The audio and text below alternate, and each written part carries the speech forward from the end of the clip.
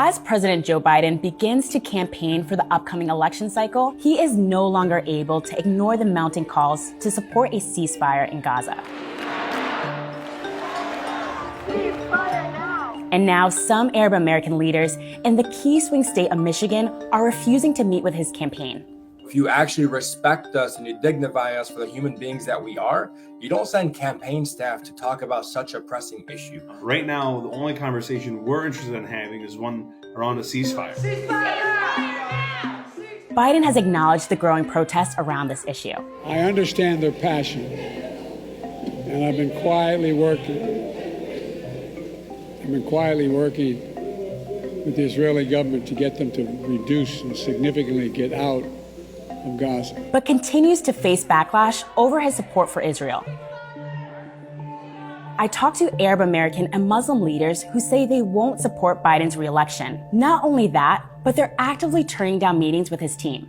There's even a national campaign started by Muslim Americans to abandon Biden in key swing states such as Minnesota, Florida, Georgia, and Michigan. We will make sure that we go and vote, but not vote for him. That matters in places where winning the Muslim vote could mean winning the whole state. Like Michigan, where Biden beat former President Donald Trump by just over 150,000 votes in 2020.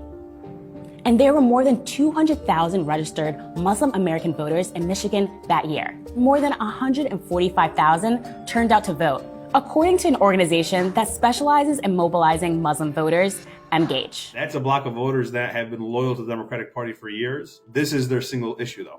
This is their single issue that they're going to go to the ballots on. The community feels dehumanized, that they're not seen.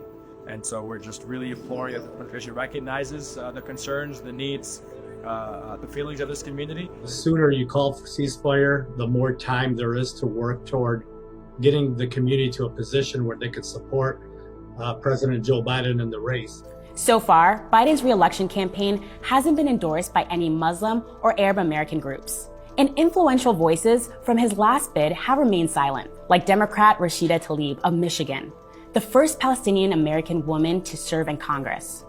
In 2020, she urged her state to vote for Biden.